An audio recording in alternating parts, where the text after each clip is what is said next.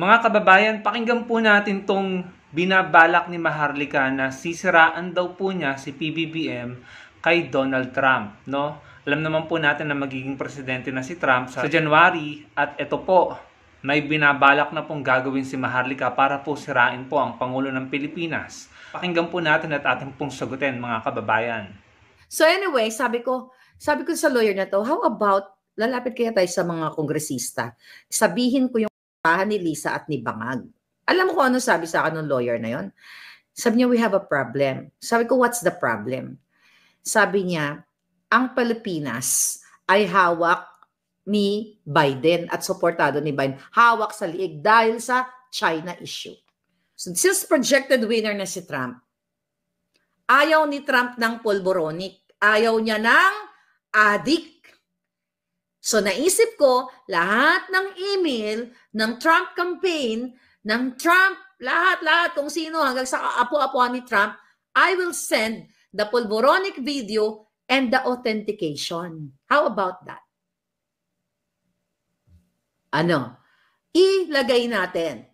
Isilyado natin para pagdating ng pag-upo niya sa January, tignan natin kung ano ang magagawa. For sure, baka mag-plastic yan sila Lisa Tanas. At yung si Bangag, baka magbati-bati. Congratulations, President-elect Trump.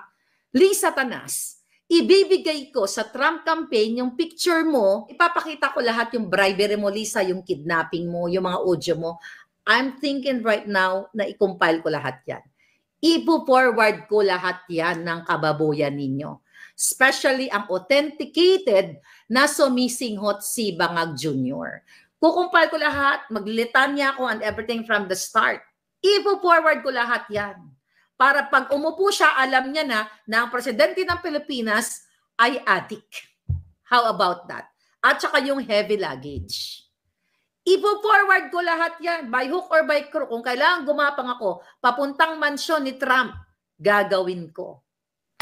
Habang nanonood ako kanina ng speech ni Trump, sabi ko, Bangag, this is it. Okay? This is it. Po-forward ko sa Trump campaign ang pagiging addict. At lahat ng mga pinorward sa akin ng mga puting ahas, na yung iba hindi ko pwedeng i-forward for, for security reason dahil ayaw pa ipa-forward ng ating mga puting ahasan sa Malacanang, I will do the honor. Diba? Batayan mo lang puting. Dahil ngayon, yung ginagawa sa Quadcom, okay? Ang ginagawa sa Quadcom ay puro kababuyan. Lahat ng kababuyan ninyo kailangan malaman para hindi si Trump mag-ano sa inyo. Yung gobyerno ng Amerika, malaman kung anong klaseng gobyerno ang dinidil nila. Mafia. 'Di ba? Mafia ang dinidil nila. Tignan natin. Okay? Tignan natin kung ano sa tingin niyo, anong gagawin natin sa mga hinayupak na to. Alam niyo mga kababayan, bukod po dyan sa video na yan ni Maharlika, bukod po sa litanya niya, marami pa pong DDS ang may sinabi na kapareho ng sinabi ni Maharlika.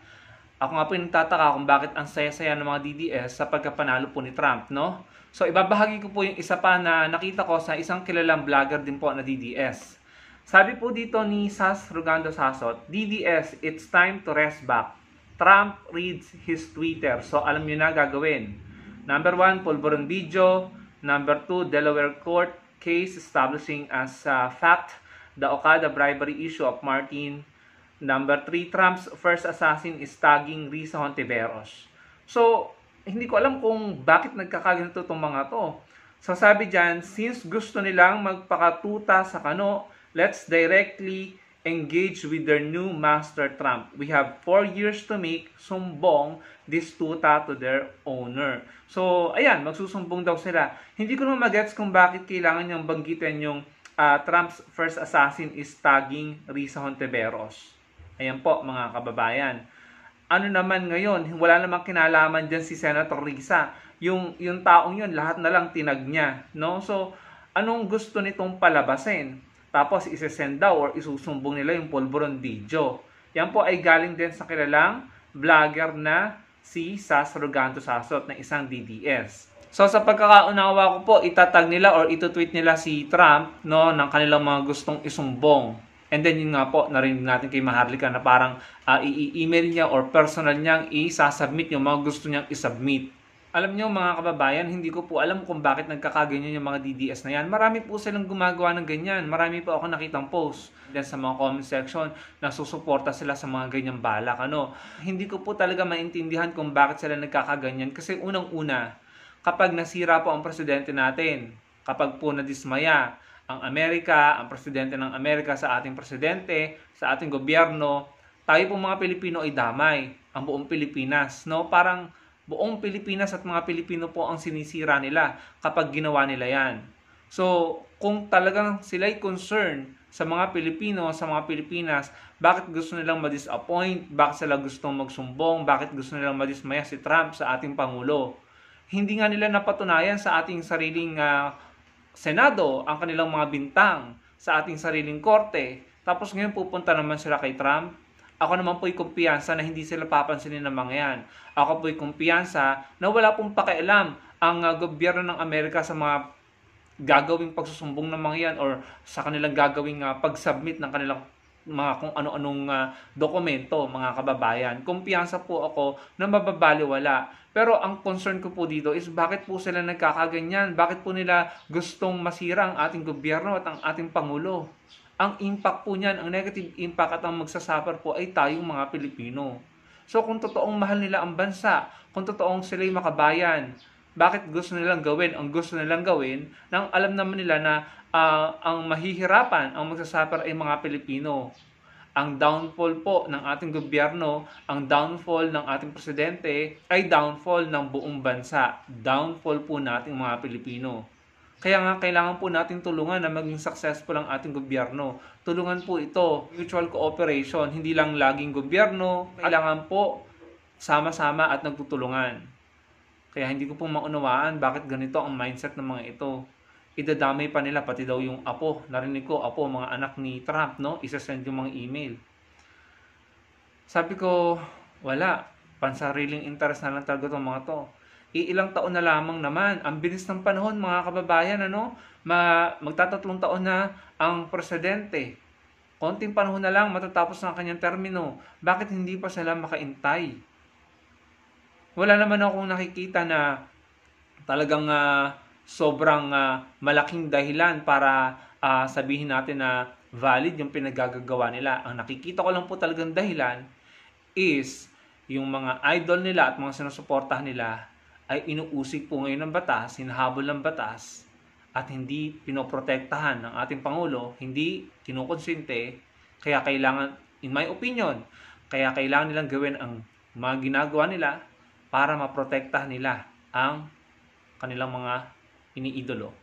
Kita naman po natin sa Senate hearing, sa Quadcom, ang dami pong naisisiwalat, sa Pogo, sa Farmally, sa War on Illegal Drugs, at sa mga EGK, sa Confidential Fund, at yung mga kasong isinampan nila Trillanes, kay Congressman Polong, kay Attorney Manscarpio, na kapatid at asawa ni BP Sara, at yung mga kasong kakaharapin nila Senator Bongo, at saka ni dating Pangulong Duterte, at saka po ni Senator Bato. Sa makatuwid, ang dami po nilang kinakaharap na problema ngayon at mga kaso. At yun po ang nakikita kong dahilan kung bakit nagkakaganito ang mga supporter. Yan sila Maharlika. Talagang parang desperate move na eh. Desperate move na talaga. Pero wala naman pong ginagawang mali at masama ang presidente laban sa kanila. Huwag niyong isipin na may impluwensya ang presidente sa ginagawa ng Quadcom or ng Senate. Dahil kung meron, yung hearing ni Senator Bato patungkol dun sa PIDEA leak, di sana pinatigil na yun ng Pangulo dahil yun ay against sa kanya. Wala pong pakialam ang Pangulo sa legislative at saka sa judiciary. At yun nga po ang isa sa pinagpapasalamat ko. Dahil yung mga taong dapat bigyan ng hustisya at yung mga taong dapat panagutin sa batas ay nakikita natin na napapanagot at nabibigyan ng hustisya. Ang ginagawa ng mga ito puro bintang. Sabi ni Maharlika, yung ginagawa daw sa Quadcom, if I'm not mistaken, kababuyan. Paano naging kababuyan yun? Kababuyan yun kasi siguro yung idol mo ang nagigisa at inuusig. At ang daming ebidensya at collaborative testimonies and evidence, mga kababayan. No? Nakikita natin yung mga nagbibigay ng testimony na talaga namang legit at sincere, genuine at makatotohanan po. Hindi kagaya ng mga nagbigay ng testimonies laban kay Senator De Lima na talagang alam mo na scripted, reassure, at saka sabi pa nga nila, tinakot. Kaya eventually nagbawian sila ng kanilang mga testimonies. Ako po talaga yung nagtataka. Bakit kaming mga kakamping at mga sinuportahan namin, si Senator Kiko Pangilinan, si Senator Bam Aquino, si Atty. Leni Robredo, si Atty. Chal Jokno, sila po ay tahimik at gumawa ng kanilang paraan para makatulong sa kasalukuyang gobyerno at sa ating bansa, sa ating mga Pilipino.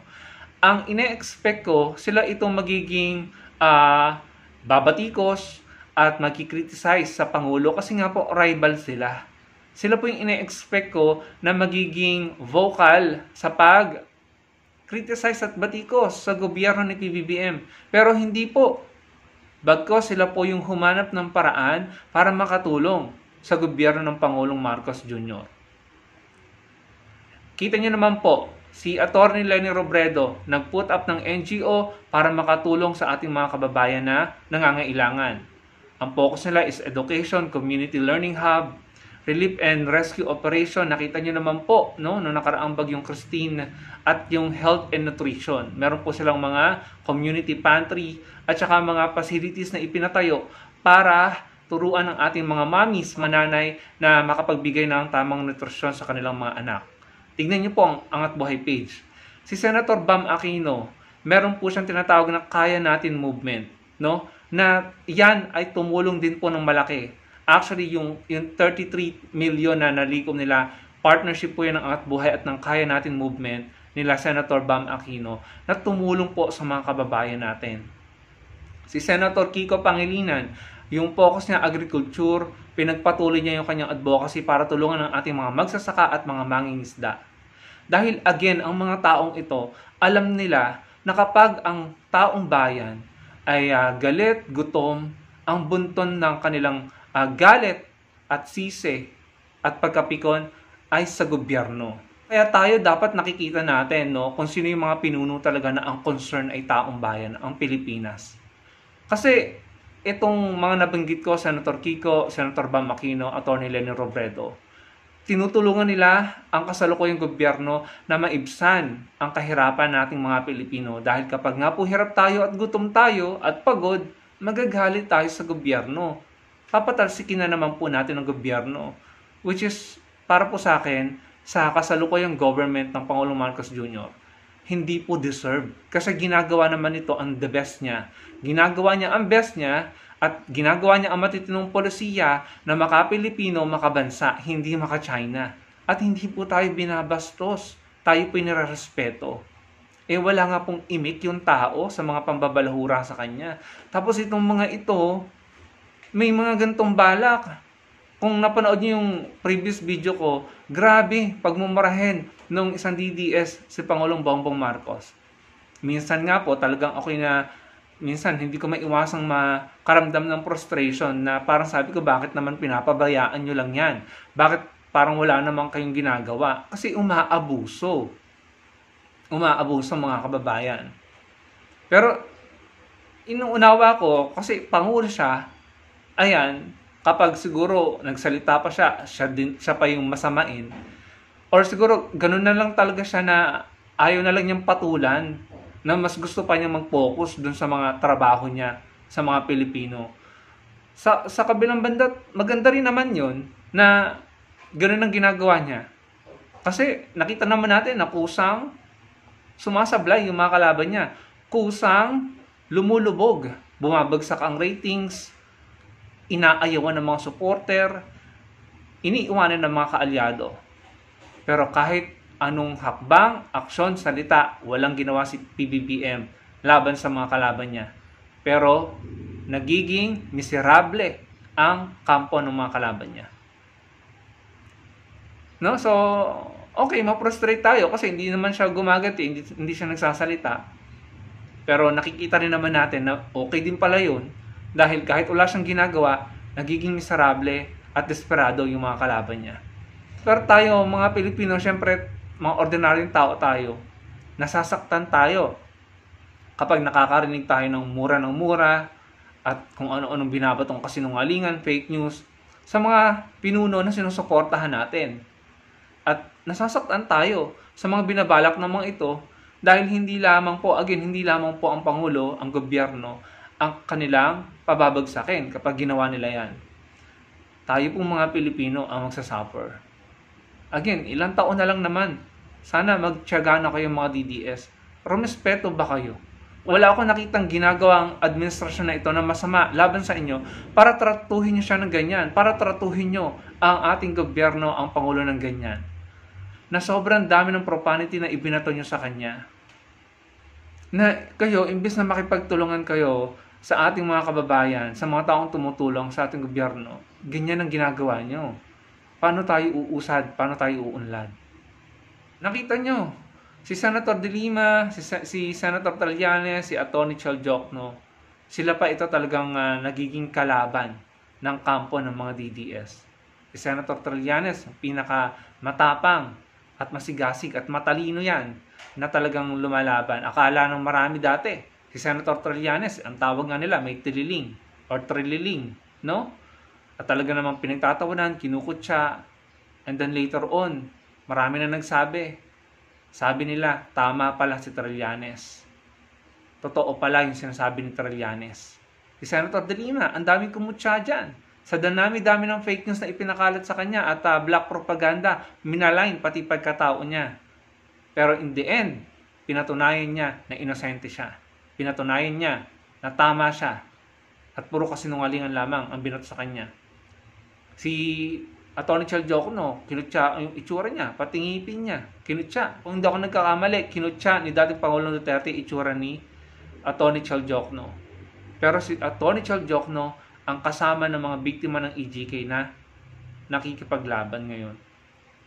So, alam nyo, ang isang worry ko, matatapos na po ang termino ng mga kongresista sa Quadcom ngayon. Sa 2025, tapos na ang termino nila. Ang worry ko, sino na ang makikipaglaban?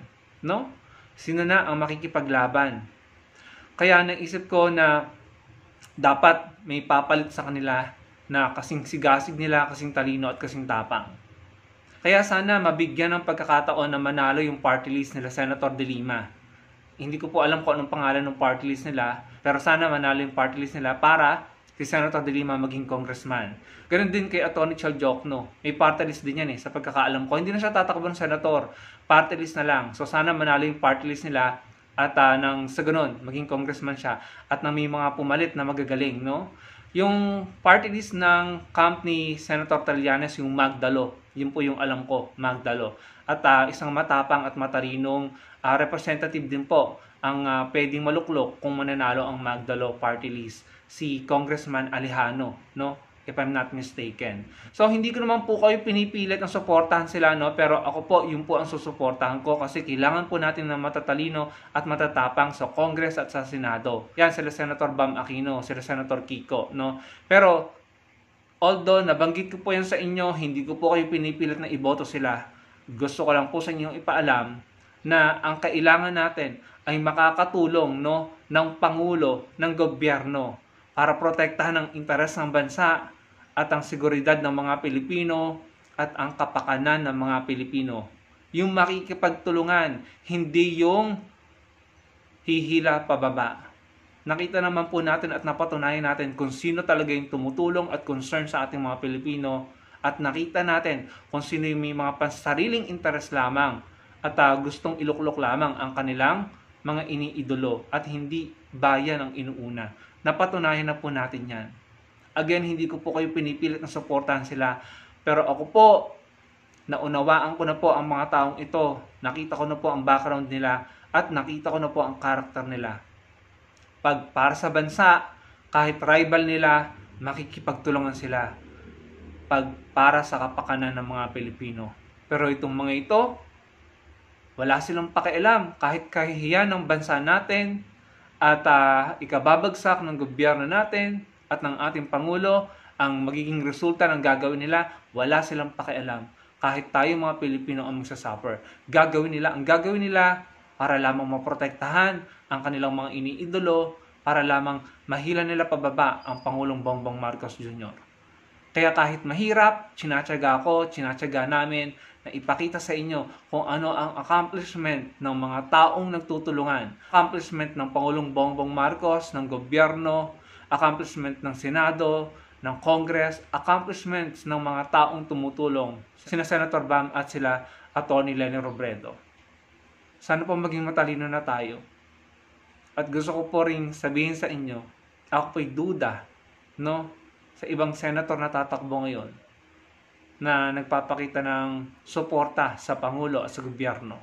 Nakita ko na po ang mga ugali ng mga yan. Mga dati po silang DDS na bumalimbing. So sa madaling salita, kung sila ngayon ay nagpapakita ng pagsuporta sa Pangulo at pagsang-ayon considering na dati silang mga DDS, kapag po nanalo yung mga yan, baka bumaliktad ulit yung mga yan at maging instrumento para maisakatuparan ang layunin ng mga ito na pabagsakin po ang Pangulong Bongbong Marcos Jr. So nasa kamay po natin mga kababayan. Nakakadurog ng puso na may mga kababayan tayo, kagaya ng mga ito na handang gawin ang binabalak nila. Kahit pa ang alam nilang magsasuffer ay tayong mga Pilipino. Ipopush nila, gagawin nila para lamang sa kapakanan ng mga iniidolo nilang mga politiko. Sana po piliin nyo yung makakatulong sa Pangulong Bongbong Marcos Jr., yung makakatulong sa ating bansa, yung uunahin ang kapakanan nating mga Pilipino, hindi pro-China. At hindi yung tatakbo lamang para protektahan ang kanilang mga kaalyado. Kita natin yan. Nakita ko yan kay Robin Padilla. At nakikita ko yan kay Philip Salvador. Philip Salvador, sabi pa nga niya dati, parang mamatay na raw yung mga bumabatikos kay PRRD. May mga pronouncement yan na sabi handa siyang mag-aalay ng kanyang buhay para kay PRRD. Saan ka nakakita? Sana sa mga Pilipino muna, no? Bago sa isang politiko.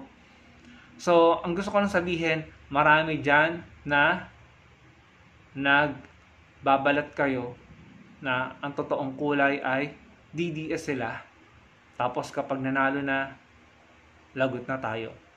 So, nasa sa atin po, mga kababayan, hindi ko po kayo pinipilit na suportahan ang mga gusto kong suportahan. Ang gusto ko pong gawin natin pare-pareho ay maging matalino at pumili ng tama para hindi po tayo napapahamak. At bilang pangwakas, dito kala Maharlika at sa mga DDS, good luck sa inyo. Hindi kayo magtatagumpay, hindi kayo papansinin ni Donald Trump, hindi magwawagi kahit kailan ang kasamaan at ang kadiliman. Maraming pong salamat sa panonood mga kababayan. Sana pinalike nyo ang ating video at makapag-comment po kayo at magkita-kita po tayo sa susunod kong video. Marami pong salamat.